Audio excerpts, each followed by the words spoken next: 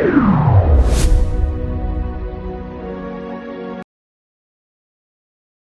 أن لا إله إلا الله وحده لا شريك له وأشهد أن محمدا عبده ورسوله اللهم صل على نبينا محمد وعلى آله وأصحابه وأنصاره وجنوده ومن تبعهم بإحسان إلى يوم الدين. قال الله تعالى في القرآن الكريم: أعوذ بالله من الشيطان الرجيم. بسم الله الرحمن الرحيم. يا أيها الذين آمنوا اتقوا الله حق تقاته ولا تموتن إلا وأنتم مسلمون. وقال أيضا: يا أيها الذين آمنوا كتب عليكم الصيام كما كتب على الذين من قبلكم لعلكم تتقون. Amma ba'd, rekan-rekan yang insyaallah dirahmati oleh Allah Subhanahu wa taala. Bersyukur kita kepada Allah dengan sama-sama alhamdulillahirabbil alamin. Bersalawat kita kepada Nabi kita Muhammad sallallahu alaihi wasallam, kepada keluarganya, para sahabatnya, kepada para tabi'in sampai kepada kita semuanya insyaallah. Rekan-rekan sekalian, alhamdulillah kita bisa berkumpul kembali, bisa bermuajahah. Pada kesempatan malam hari ini kita akan sedikit mengulas tentang persiapan Ramadan atau tarhib Ramadan. Berbicara tentang tarhib Ramadan, ya, sebelumnya kita coba memahami makna dari tarhib, ya, kata tarhib. Atau sering kita bilang dengan istilah marhaban, ya, marhaban ya Ramadan. Kata tarhib atau kata marhaban ini di dalam bahasa Arab berasal dari kata rahaba yurahibu tarhiban, yang artinya menyambut, ya. Secara umum kita memaknainya menyambut. Namun di sini kita bisa melihat dengan makna yang lebih dalam, minimal dengan dua makna.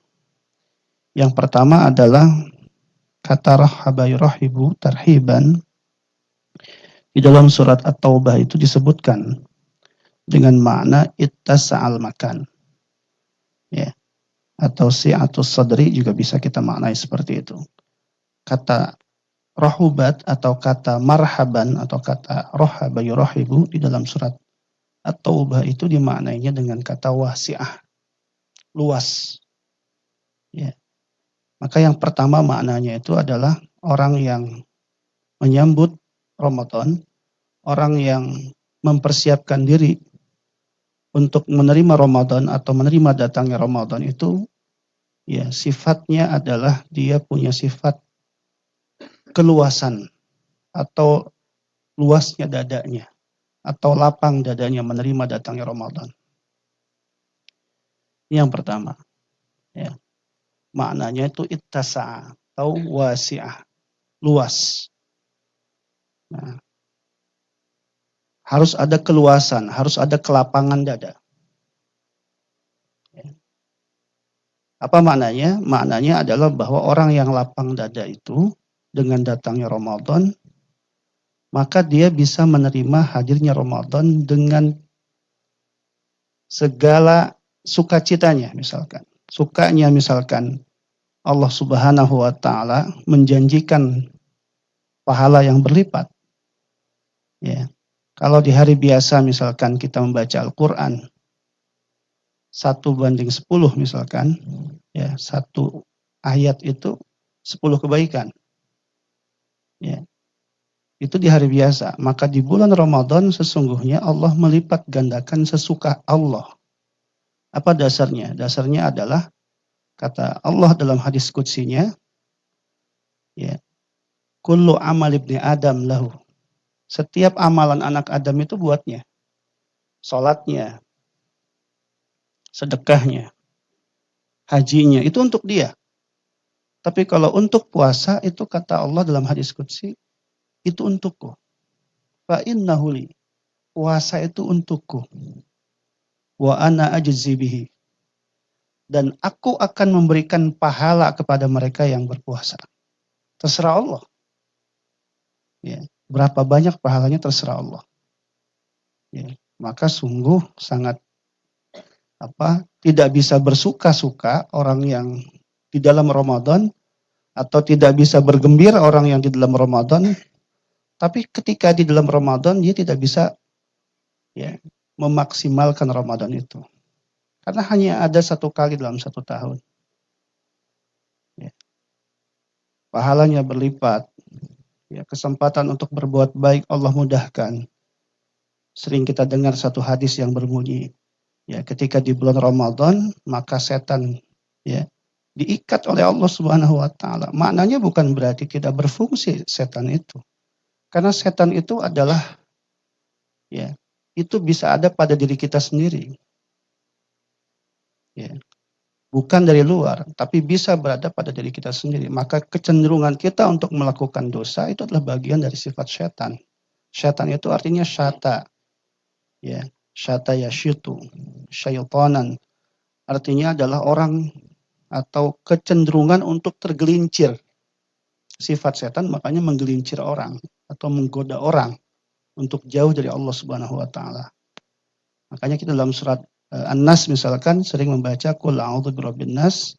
Di situ disebutkan minal jinnati wan nas. Jadi ada kecenderungan untuk berperilaku setan atau seperti setan pada diri manusia. Gitu. Nah, sukanya seperti itu. Orang yang puasa itu akan mendapatkan banyak kebaikan dari Allah Subhanahu wa taala. Ya.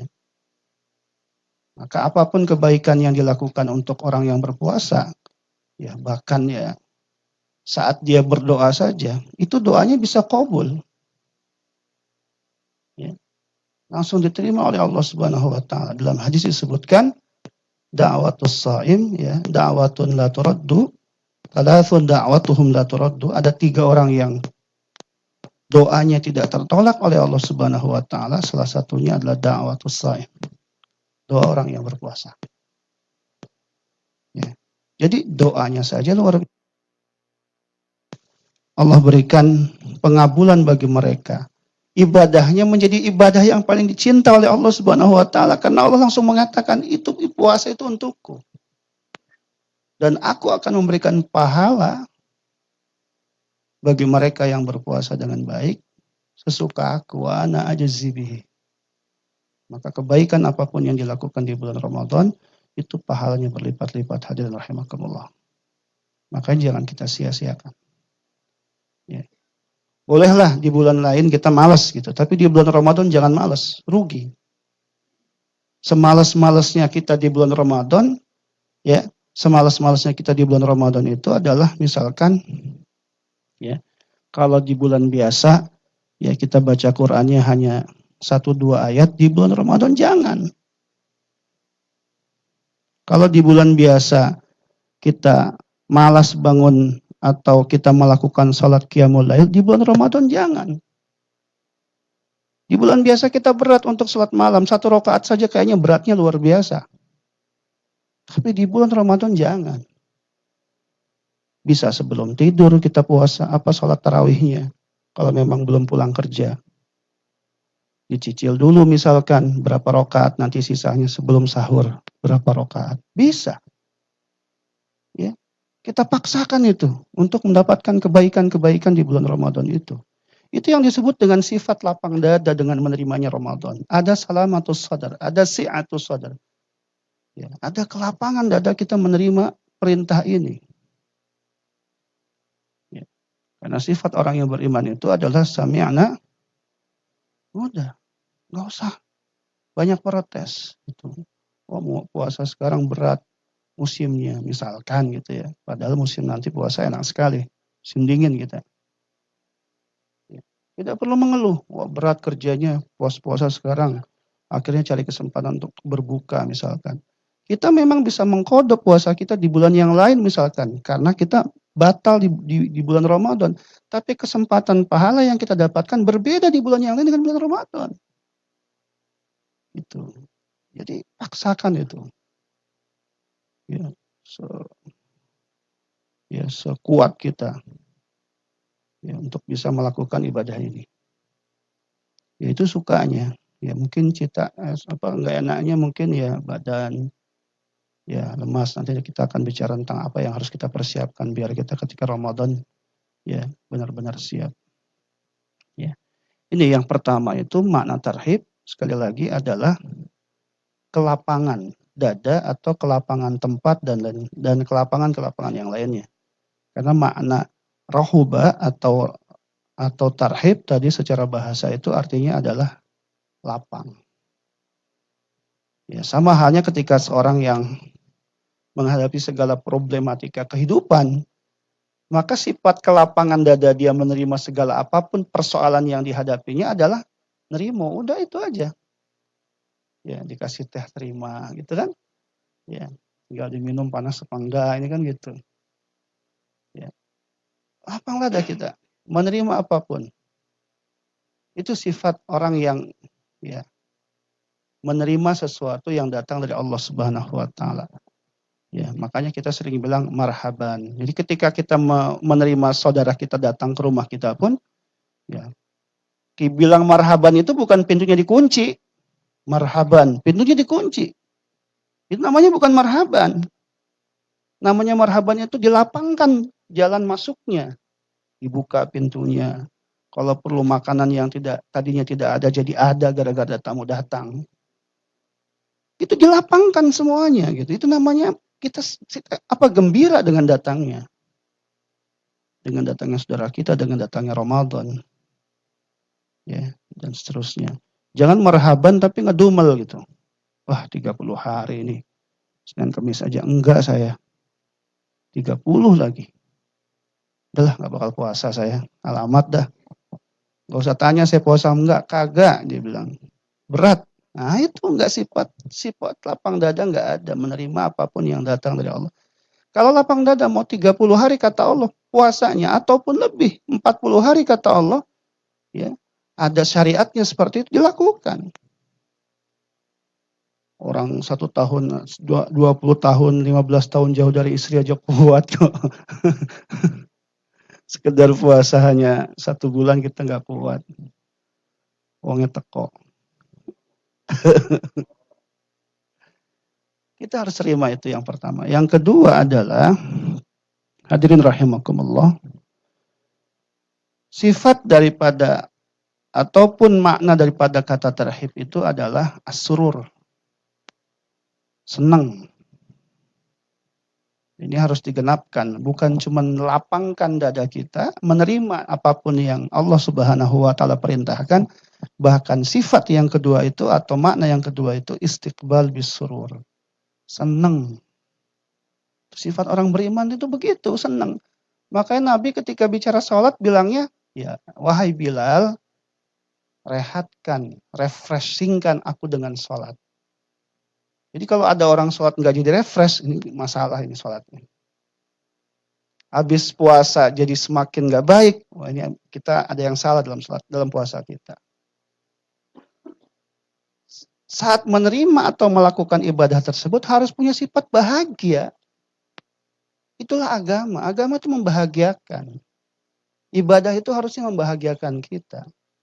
Ibadah itu harus membuat kita tuh senang gitu. Ini sifat yang kedua atau makna yang kedua, istiqbal bisurur. Makanya sifat orang yang beriman ya, ketika di dalam Al-Qur'an itu disebutkan surat Al-Baqarah itu ya. Ya ayyuhalladzina amanu kutiba alaikumusiyam kama kutiba alal ladzina min qablikum la'allakum tattaqun. Diwajibkan. Ini sebuah kewajiban, tapi dia terima dengan senang gitu. Ya Allah. Ya, karena kita tuh kebanyakan kalau nggak diwajibin juga susah kan. Ya, nggak diwajibin aja kita cenderungan nggak dilakukan kan. Ya, yang diwajibkan juga seperti itu kebanyakan kita. Ya, jadi itu ya, dua hal ya yang memaknai kata tarhib. Jadi yang pertama adalah ittisa'ul makan atau si'atus sadr, ya lapangnya tempat atau dada kita. menerima perintah Allah Subhanahu wa taala ini. Yang kedua adalah harus ada sifat al-farah was surur. Ada sifat ya senang bahagia menerima amalan ini atau ibadah ini. Ya, walaupun 20, ya insya Allah kita dari dulu sih sebenarnya nggak pernah berbeda kita puasa tuh, mulai dan berakhirnya. Awal mulainya ya tanggal 1 Ramadan, ya kan? Nggak ada yang berbeda berarti kan. Ya, insya Allah seperti biasa kita di Korea, itu kita menunggu hasil ya isbat dari pemerintah Malaysia. Ya, terbiasa seperti itu. Apa alasannya? Imam Syafi'i menyebutkan ya atau mazhab Syafi'i menyebutkan untuk tempat yang berdekatan atau tempat itu minoritas agamanya, Islamnya, maka dia bisa mengikuti tempat yang paling dekat dengan dia. Ya. Dan kenapa nggak ngikut Indonesia? Karena Indonesia itu bedanya 2 jam, sedangkan ke Malaysia ya bedanya itu cuma 1 jam. Jadi ada pendapat bagi kalangan ulama ya untuk menentukan ibadah itu ya itu bisa mengambil ya tempat yang terdekat yang dia itu agamanya mayoritas Islamnya atau juga bisa ya menggunakan ya mengambil negara di mana negara itu diturunkannya syariat. Berarti kan Mekah atau Madinah seperti itu. Cuman pendapat ini ya tidak umum di kalangan para ulama ya yang ada di kalangan para ulama umumnya itu berdasarkan firman Allah sumu li ru'yatihi, puasalah kalian ketika melihat bulan, maka melihat di mana matlak dia atau di mana tempat dia. Sepertinya hal yang kita sholat, nggak mungkin kita sholat mengikuti Saudi, di mana tempat kita berada. Maka kita sholat waktunya mengikuti waktu kita berada di sini. Begitu juga puasa.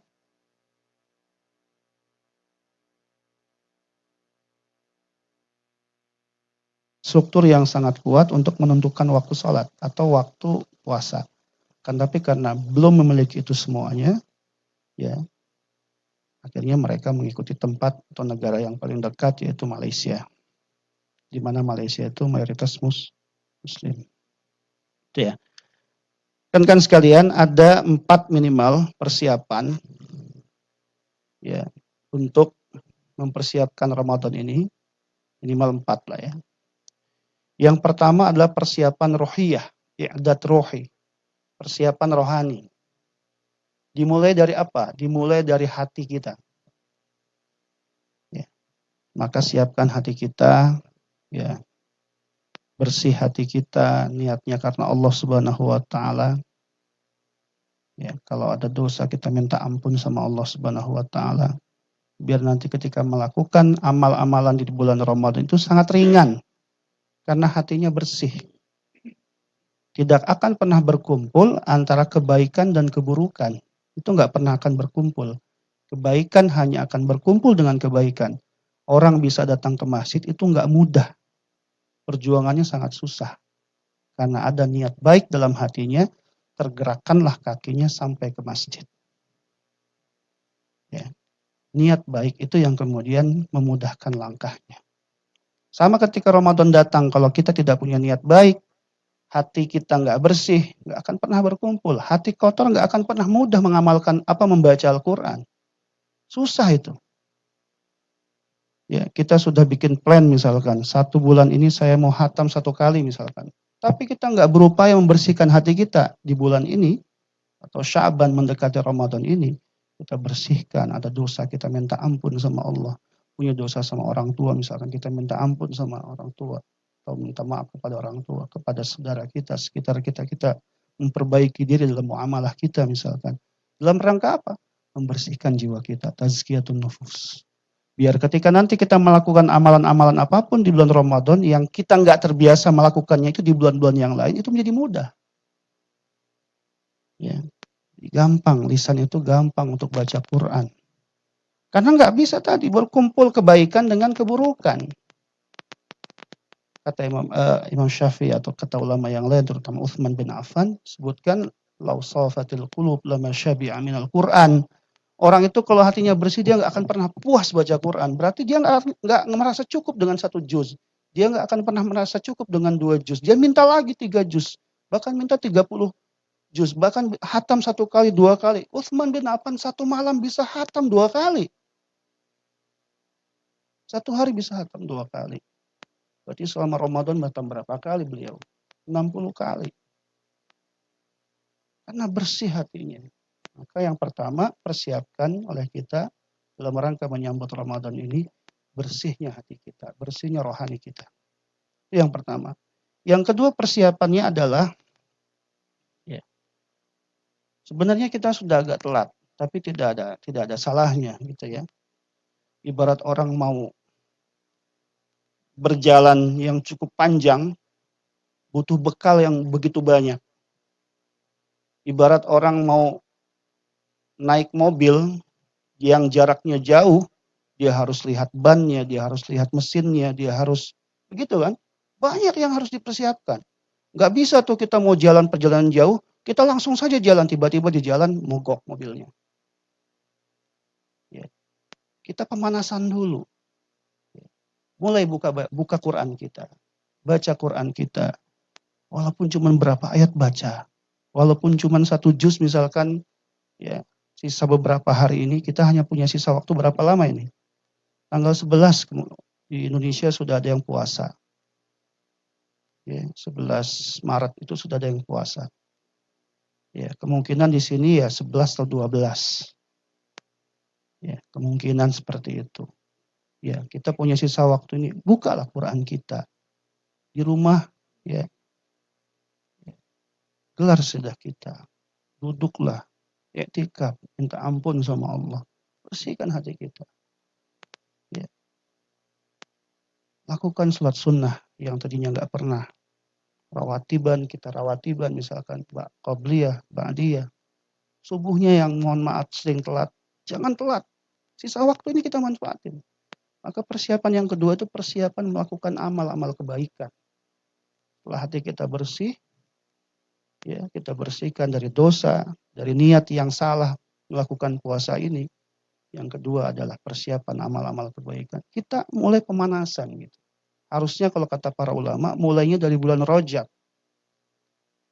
Sya'ban, baru nanti Ramadan itu tinggal kebiasaannya saja, udah habit, udah terbiasa.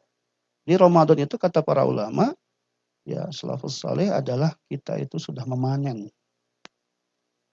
Ya, tapi tidak ada salahnya, ya. Tidak ada kata terlambat untuk kebaikan. Persiapan yang kedua, saya ingatkan adalah mulai kita melakukan amal-amal kebaikan. Buka Quran kita. Yang nggak punya Quran, ya bisa minta di masjid untuk bawa Quran dari masjid, nggak apa-apa. Kemarin juga ada dari negara mana itu minta Quran, saya bilang bawa aja nggak apa-apa. Di masjid cuma jadi pajangan doang kok. Jangan-jangan malah nggak berkah gitu. Bawa aja nggak apa-apa. Nggak dikembaliin juga nggak apa-apa kata saya, orang asing. Seperti itu. Yang ketiga teman-teman sekalian, persiapan yang tidak kalah penting adalah persiapan ilmu. I'dad ilmi, ya. Persiapan ilmu. Ya, pahami itu tentang puasa. Apa yang batalkan, apa yang membatalkan. Kalau sudah paham, alhamdulillah. Ya. Tapi mungkin yang masih baru datang ke Korea, ya lingkungannya berbeda dengan ketika di Indonesia. Ada hal baru, mungkin ada pemahaman baru yang juga harus dipahami. Maka dibaca, ditanya, dan lain sebagainya. Penting. Karena ilmu itu adalah ya menentukan hasil, menentukan diterimanya amal kita. Ya, ibadah yang kita lakukan tanpa ilmu itu nggak ada maknanya. Ya, maka sebaiknya ibadah apapun yang kita lakukan itu harus didasari oleh pemahaman ataupun ilmu yang cukup tentang amalan tersebut. Yang keempat, ya karena Ramadan juga ini termasuk ibadah fisik yang cukup panjang.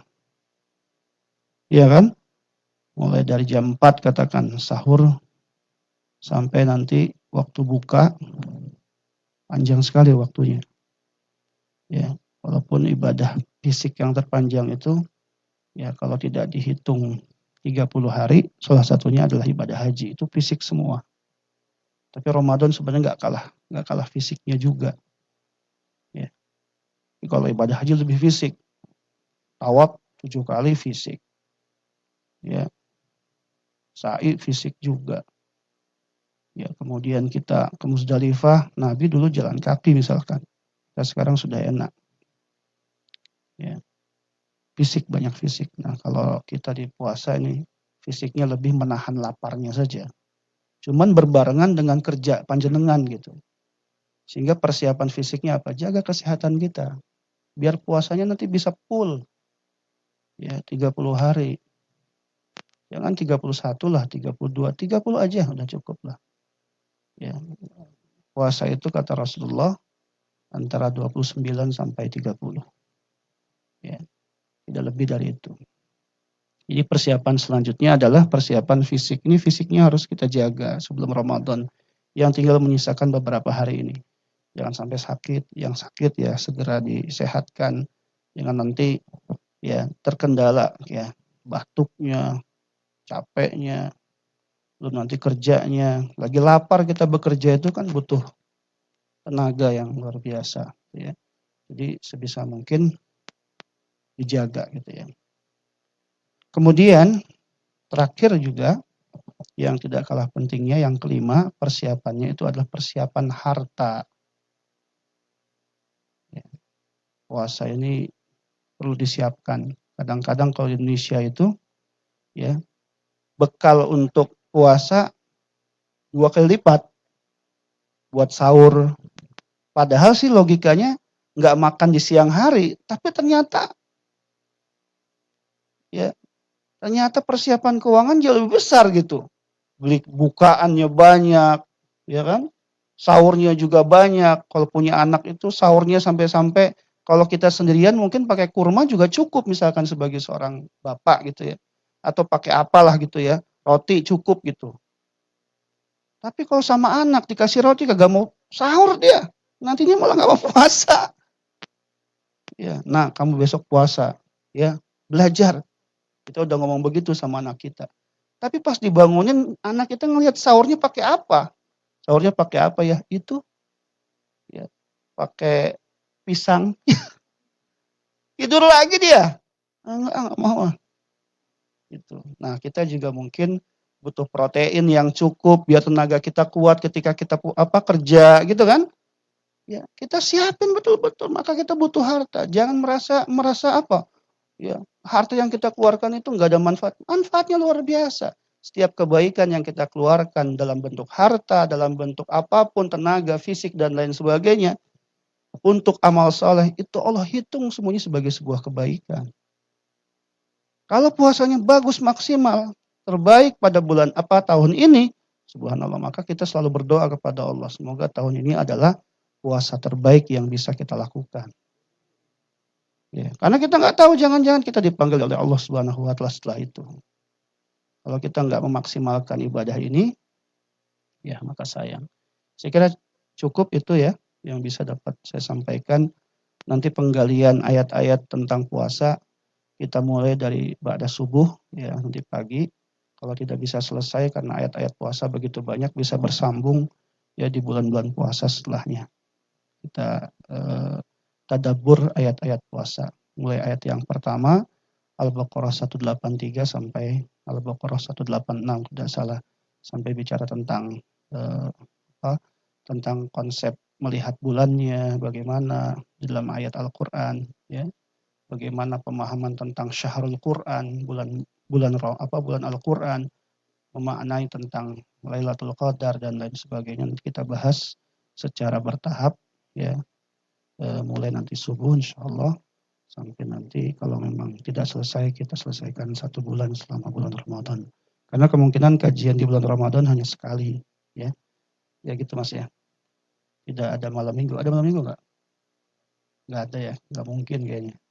Kita kajiannya hanya di waktu pagi saja. Ya habis itu juga pas kajian pagi enggak ada teh ya. Snacknya hilang. Baik, itu saja teman-teman sekalian, semoga bermanfaat ya.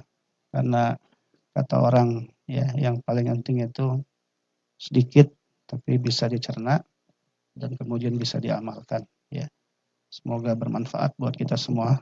Insyaallah. Ini ada yang jauh, kasihan ini. Dia mau pulang segera juga. Udah dijamah belum?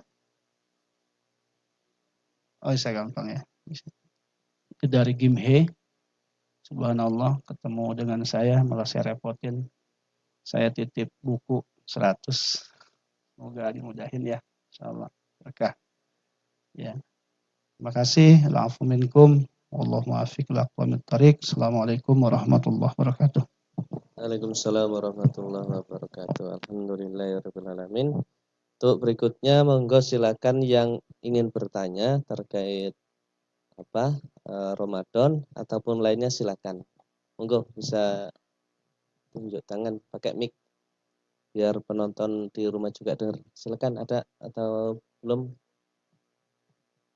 Enggak. Saya mana Mas saya?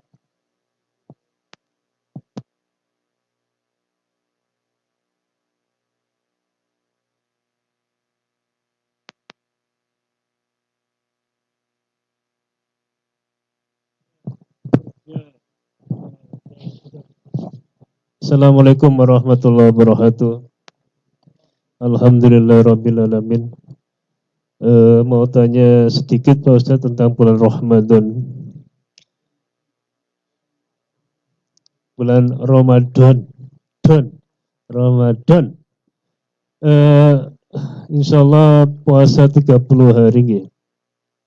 Nanti kalau yang kerja berat-berat seperti saya di bangunan itu, kadang ngangkat semen, ngangkat batu, ngangkat besi, saya angkatin semua. Ya, mau nggak mau emang harus, namanya kerjaan ya harus dikerjakan gitu.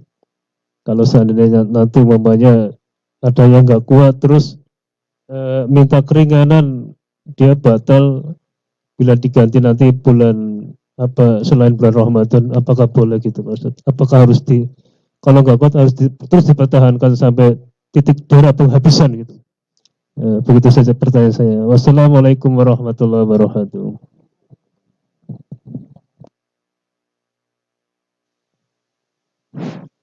Baik, terima kasih atas pertanyaannya. Ya, sebenarnya ini mau dibahas nanti ya, ketika di ayat-ayat tentang puasa ya. Nanti coba saya ulas satu persatu per ayat ya. Seperti itu. Kan tapi sudah terlanjur ditanyakan ini. Ya, itu di dalam Al-Quran keterangannya seperti ini, bahwa batasan orang itu dianggap masuk kategori orang yang bisa tidak puasa, ya. Itu kan ada dua hal. Yang pertama bisa qadha, yang kedua membayar. Ya. Itu kan seperti itu caranya. Nah, disebutkan yang qadha itu siapa saja, yang fidyah itu siapa saja. Itu ada batasan-batasannya. Sama halnya ketika kita kemudian mengatakan beratnya pekerjaan yang kita lakukan, itu pun punya batasan. Ya, tidak semua pekerjaan itu dianggap boleh. Tidak semua orang sakit dianggap boleh untuk tidak puasa. Kan itu ada batasan kan? Ya. Orang yang sakit boleh nggak puasa kalau sakitnya itu dengan puasa dia jadi nambah sakit. Katakan seperti itu. Artinya puasa itu malah membuat dia semakin, ya, kesehatannya itu semakin buruk misalkan. Maka otomatis ya sebab ya. Jadi kan hukum itu tergantung sebab. Al-hukmu yadhurru ma'alillah. Jadi tidak boleh jadi boleh itu ada sebabnya. Jadi boleh dia melakukan membatalkan puasa saat itu atau dia tidak puasa dan kemudian dia bisa ganti di hari yang lain, itu pun ada sebabnya. Nah, jangan sebabnya itu, jadi sifat kita tuh kadang-kadang agama mudah tapi dimudah-mudahkan. Sifat kita begitu kadang. Yang perlu kita hati-hati di dalam beragama. Sama ketika kita misalkan dalam kasus yang sangat darurat saja, Islam itu masih membolehkan. Orang ketemu satu keadaan nggak bisa makan kecuali babi yang dimakan. Nabi itu apa Al-Quran itu membolehkan atau Islam itu membolehkan karena dorurotnya itu. Tapi tetap ada batasan, nggak sampai kenyang. Nah, orang juga kemudian bisa dia tidak puasa lantaran alasan ya pekerjaan yang begitu berat. Beratnya seperti apa? Apakah karena dia puasa kemudian ya dia jadi sakit misalkan lantaran dipaksakan untuk bekerja. Makanya kalau kita memang punya niatan puasa begitu kuat, itu segala persiapan kita untuk melakukan itu kata saya juga tadi harus benar-benar dilakukan. Karena tadi kita memang sudah niat ketika datang puasa, mau puasa saya ini. Makanya Al-Quran ketika berbicara tentang siapa-siapa yang enggak atau yang bisa puasa gara-gara dia qada atau gara-gara dia fidyah tadi misalkan, itu Al-Quran menutup dengan kalimat wa antasumu khairul lakum in kuntum ta'lamun. Puasa itu lebih baik loh.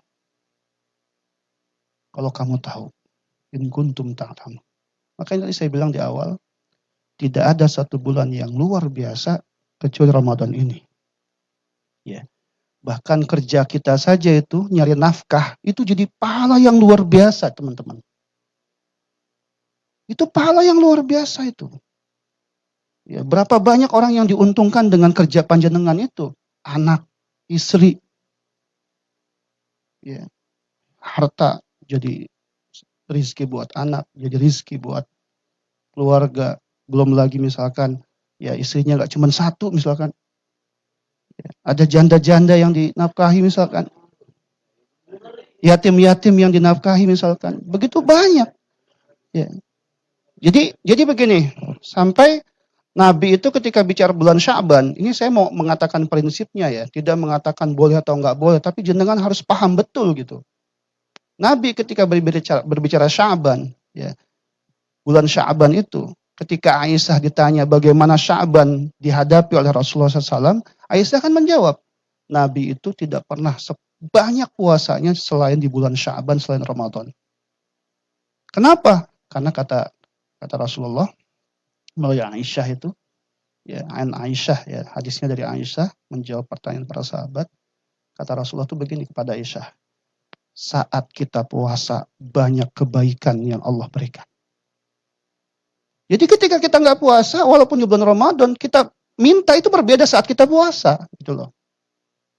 Jadi jangan sia-siakan itu kesempatan saumnya itu. Puasa melekat pada diri kita, amalan-amal itu jadi luar biasa gitu loh.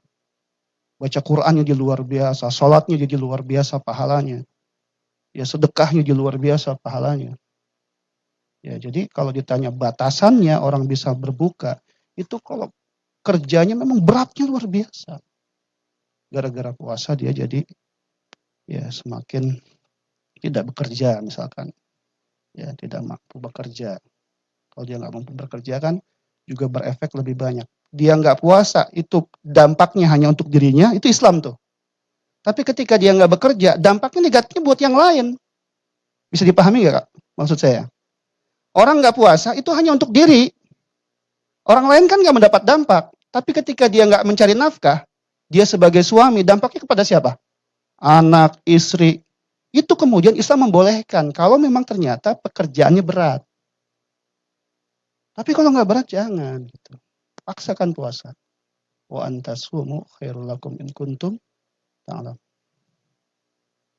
Ya, tapi kalau memang ternyata berat dan kemudian alternatifnya hanya berbuka, Islam membolehkan. Karena Islam itu agama yang mudah. Gitu. Ya jenengan yang paham lah saat itu. Ya kan? Bukan saya yang paham berat apa enggak, bisa apa enggak, itu yang paham jenengan sendiri. Ya. Itu ada alternatif yang lain. Ya. Itu ya, saya kira itu jawabannya. Wallahu a'lam bishawab. Ustaz, kalau misalkan beratnya karena dari rumah sebelum berangkat kerja sudah diniati bawa bekal itu gimana Ustaz? Itu namanya berat mau buka itu. Nggak ada gitu Ustaz. Terus kalau misalkan gitu ya Ustaz, cara membatalkannya apa cukup minum seteguk 2 teguk apa makan sampai kenyang kemudian nanti berapa jam makan lagi atau gimana? Ya kalau udah membatalkan semau dia nggak ada masalah. Namanya juga udah batal. Nggih, nggih, Ya, Ustaz. sampai dia kenyang pun nggak ada masalah karena memang udah batal. Nggih, nggih. Terima kasih Pak Ustaz. Enggak ada lagi, enggak? Satu lagi enggak, Pak? Ini dapat informasi dari tim dapur, kita makannya setelah Isya gitu. Soalnya pulang kerja maghrib ke sini terus menyiapkan yang kemarin sudah disiapkan belum selesai gitu. Jadi insya Allah makannya setelah Isya. Gitu. Ada yang tanya lagi silakan. Enggak. Kalau enggak saya tak izin nanya ini. Assalamualaikum warahmatullahi wabarakatuh. Izin tanya Pak Ustadz, karena terkait juga istri di rumah kan lagi mengandung ya Ustadz. Nanti ketika pas masuk Ramadan, beliau belum lahiran, kemudian nanti ada niatan, sedang ngobrol ada niatan untuk berpuasa, insya Allah kan kuat gitu. Nah misalkan sampai ternyata hari H dilaksanakan puasa, tapi kok ternyata nggak sanggup untuk menunaikan sampai full, mungkin bolong sampai 1 minggu. Nah itu termasuk ketidaksanggupan puasanya untuk karena dirinya sendiri atau karena anaknya gitu Pak Ustadz. Nah yang kedua cara misalkan membatalkan itu ketidaksanggupan untuk diri sendiri atau untuk karena kandungannya itu cara bayarnya atau cukup nyarutang puasa aja atau plus fidyah gitu. Terima kasih Pak Ustadz. Baik, yang pertama kalau ada rukhsah sih sebenarnya ya orang mengambil rukhsah nggak apa-apa. Artinya begini loh. Saya dari sini perjalanan kemana gitu ya. Saya sedang puasa. Saya udah tahu bahwa perjalanan itu cukup jauh. Berarti kan ada rukhsah di situ, ada keringanan. Nah, saat keringanan ada, itu nggak perlu ada perasaan gimana-gimana, ambil saja keringanan itu.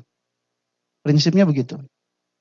Ya, kita lagi di bulan puasa, tapi misalkan tadi si perempuan atau istri kita posisinya hamil. Itu kan yang harus dipikirkan adalah anaknya, kesehatan buat dirinya, berarti dua. Ya, misalkan seperti itu. Ya. Maka kalau rukhsah itu ada, kita ngambil itu nggak apa-apa. Jangan merasa ada perasaan bersalah dan lain sebagainya. Itu pertama konsepnya. Yang kedua, tapi kalau kita mampu, dianggap buat sehat keduanya ya. Jangan mikirin kitanya doang. Janinnya seperti apa nanti? Kitanya kuat, nanti janinnya. Nah itu perlu ada konsultasi dengan dokter dulu misalkan. Untuk sebagai bentuk apa? Sebagai bentuk hati-hati kita. Dok saya mau puasa dok. Nanti dokter ngasih tahu tuh cara-caranya. Ya, mungkin kita nggak ada ilmunya, nanti dokter ngasih tahu ilmunya seperti apa. Ya, tapi sekali lagi kalau memang mampu dan tidak membahayakan buat diri ataupun buat si janin, ya, dan kita mengambil cara untuk berpuasa, sekali lagi itu sangat luar biasa. Wa antasumu khairul lakum in kuntum ta'lamun. Puasa di bulan Ramadan itu luar biasa. Semoga anak kita pun menjadi anak yang saleh, anak yang tangguh, anak yang kuat. Istri kita pun jadi istri yang kuat insya Allah. Nggak lemah ketika menerima perintah Allah gitu. Anak kita juga dalam kandungan ketika nanti terlahir, nggak lemah ketika menerima perintah Allah. Nak, kamu waktu itu puasa nak sama bunda. Nak, waktu itu kamu, ya itu penanaman nilai-nilai itu dan jangan dikira itu nggak sampai kepada janin anak kita. Sampai itu. Ya. Rohani itu yang kita jalankan atau tirakat yang dijalankan oleh seorang orang tua itu nyampe ke anak. Itu apalagi seorang ibu dekat sekali ikatannya dengan anaknya. Tapi kalau mau diambil jalan tidak puasa, ya ada dua pendapat secara garis besar. Yang pertama pendapat Imam Syafi'i, dia qadha dan dia fidyah. Ya, karena dia berdua tuh, ya menyelamatkan untuk anaknya dan yang kedua itu adalah buat dirinya. Jadi bahaya untuk anak di dalam janin itu, di dalam apakah hamil apa perutnya itu dan kemudian untuk dirinya. Dia bayar qadha dan dia bayar fidyah, itu Imam Syafi'i. Pendapat yang lain menyebutkan qadha saja. Ya panjenengan silahkan mengambil yang mana. Itu ya, seperti itu. Tapi kalau memang mau puasa, bismillah. ya, tapi perlu dipastikan itu. Ya, kalau kondisinya membahayakan, sekali lagi jangan terlalu dipaksakan karena ada rukhsah di situ. Ada keringanan yang bisa kita ambil. Ya, daripada nanti ketika terlahir misalkan anak kurang gizi, kurang protein, kurang apa, karena ketika si ibu itu tidak mengkonsumsi di masa-masa si anak itu membutuhkan di dalam janin itu, pasti otomatis akan ada efek buat si bayi itu sendiri. Ya, itu tolong diperhitungkan juga seperti itu. Ya, saya kira itu jawabannya. Alhamdulillah, terima kasih Pak Ustadz atas jawaban dari pertanyaan-pertanyaan. Cukup ya, insya Allah kan 15 menit lagi masuk azan Isya. Terima kasih atas penyampaian dari Pak Ustadz dan terima kasih atas kesediaannya jamaah untuk selalu ikut serta hadir dalam pengajian akhir pekan. Mudah-mudahan dari materi barusan yaitu tentang menyambut Ramadan, sebelum masuk Ramadan di bulan Syaban ini kita semua dapat menata hati kita, menata iman kita sehingga ketika masuk Ramadan kondisi jiwa, raga dan hati iman kita sudah benar-benar siap dan bisa menjalankan puasa Ramadan sambil kerja, sambil puasa dengan secara maksimal. Amin ya rabbal alamin. Itu sebelum ditutup, mari kita bareng-bareng sholawat astagfirullah bareng ya, terus nanti dibarengi dengan doa bulan Syaban gitu. Allahumma sholli ala Muhammad. Nggak bareng-bareng. Astaghfirullah Rabbal baraya. Astaghfirullah minal khataya. Astaghfirullah Rabbal baraya. Astaghfirullah minal khataya. Rabbi zidni ilman nafi'a wa wafiqni amalan soleha.